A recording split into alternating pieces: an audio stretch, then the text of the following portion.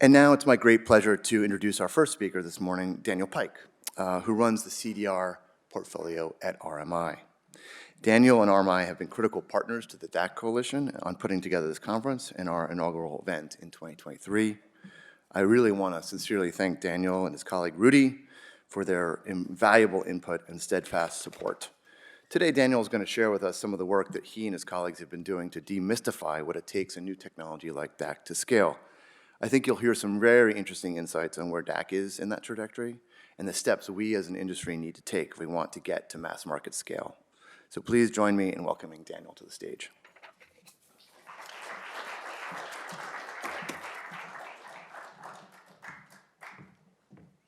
Thanks so much for that, Nick. It's really a pleasure to be here, and thank you for everything that you and the DAC Coalition have done to build community in this space and organize this event. All right, good morning, everyone. I'm Daniel Pike. I'm a principal at RMI, where I run RMI's CDR portfolio. And welcome to day 2 of the conference. I'm excited for day 2 because we're going to be getting into some of what I call like the real-world challenges associated with building more DAC in more places. So questions like state and local permitting and policy, trade policy, international partnerships, integrating DAC with energy systems.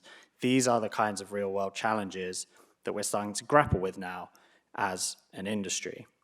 And these things are technical, they're political, they're not easy to work with, but it's a real sign of this industry's progression that we're now grappling with these issues. So to frame the day, I'm going to offer up a perspective on where DAC is at in its development and the prospects for DAC scaling over the coming years. I'm going to use a framework. Oops, sorry. There seems to be a slide missing here. Not sure what happened there. Let me go back. All right, I'm going to attempt to verbally describe the slide that should have been showing. So the framework that I wanted to share with you and that I'm going to use to frame where DAC is in its development is an S-curve, okay, with 5 stages.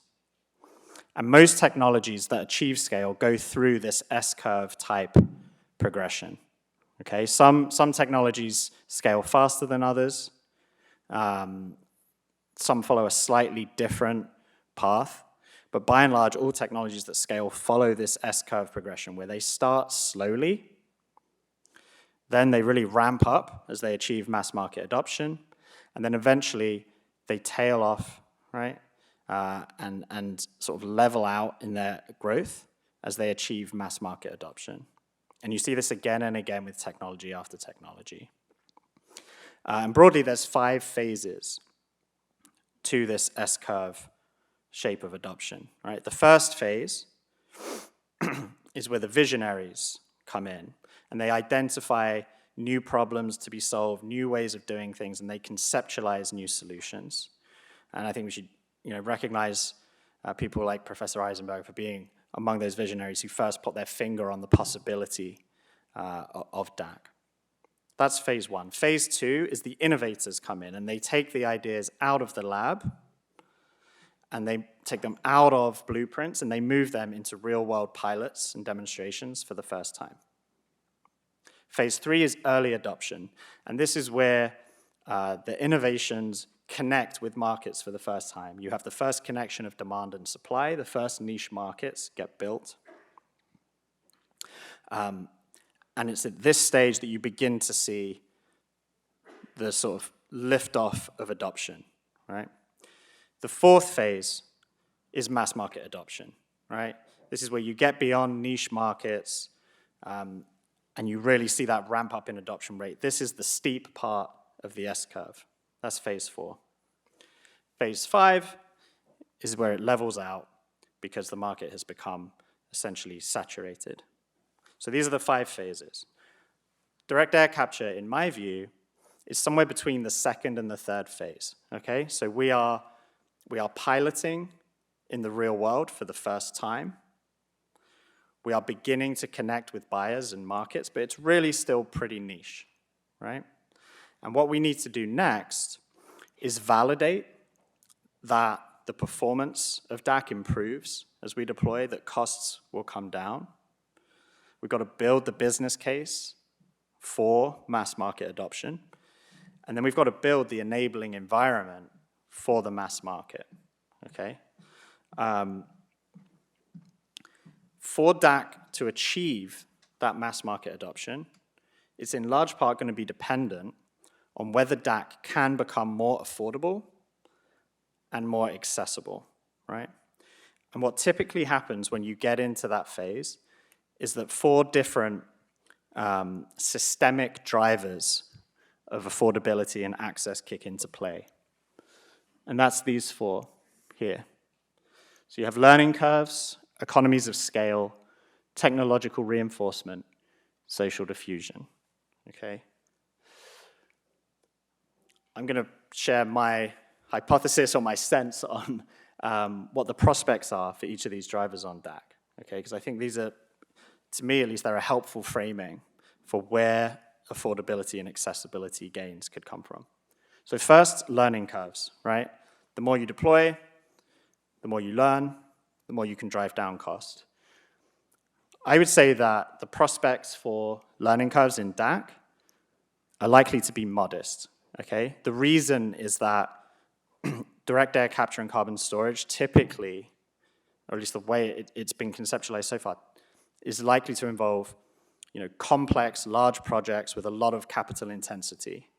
And those take time to develop. And that means that it's going to be hard for DAC to iterate quickly on deployment and learning, okay? And this is a challenge for this group, and I think everyone in this room would do well to sort of acknowledge that the learning curve for DAC is not intrinsically favorable, right? And we're going to have to think about ways to address that challenge and work around it. The good news is people are working around it, right? So some of the most encouraging stuff I see in DAC is that there are companies out there coming up with innovative product strategies, innovative business models to try and increase the speed with which they're iterating on deployment and learning, okay? So if you approach DAC less as how can we do complex project development and more as, how can we take a component of the DAC's process, specialize in that, modularize production, how can we approach our business more as licensing and selling many units of hardware and software as opposed to pulling off complex mega projects, then you have a path to iterating quickly on deployment and testing and learning around different components of the DAC process.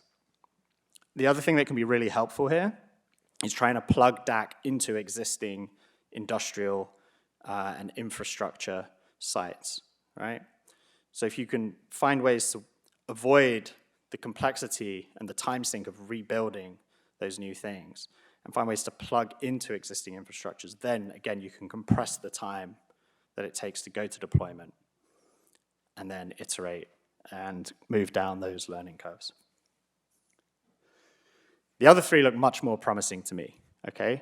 So economies of scale, I think we're already seeing economies of scale bear out as we move up the scaling curve. If you look at most designs for DAC, there are pretty heavy fixed costs somewhere in the process, and it seems pretty likely to me that as DAC moves up and evolves in terms of its deployment, it will see economies of scale naturally.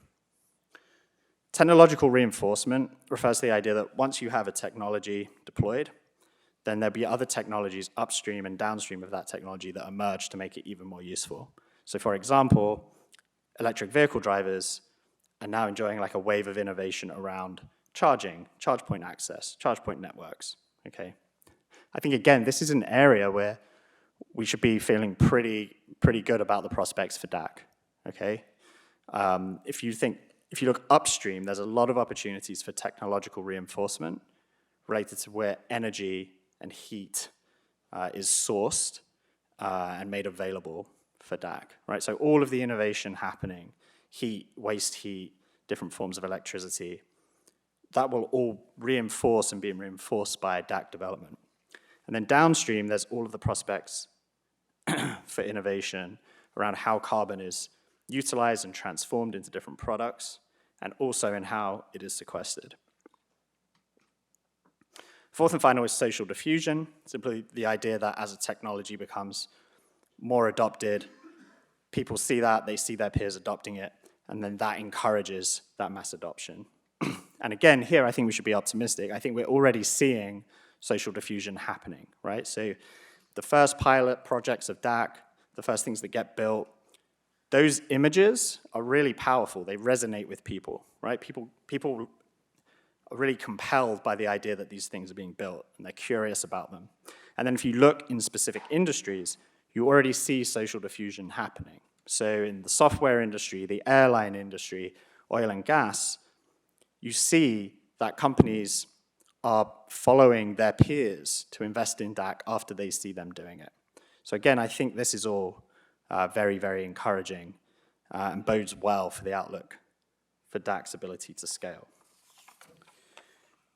So in closing, I would just say that I think DAC is at an inflection point in its adoption and its scale-up, okay? After this sort of long period of visioning and innovation, we've begun to come up the curve and deploy for the first time. And there's every reason to think that we can now ramp up in scaling. These dynamics are pretty fundamental. They apply to most technologies. There's no reason they shouldn't apply to DAC. The thing we have to be, I think, conscious of and creative around is this first piece around learning curves, right? Scale is important, but so is speed. And we've got to try and go for both. So let's do that. All right, thank you.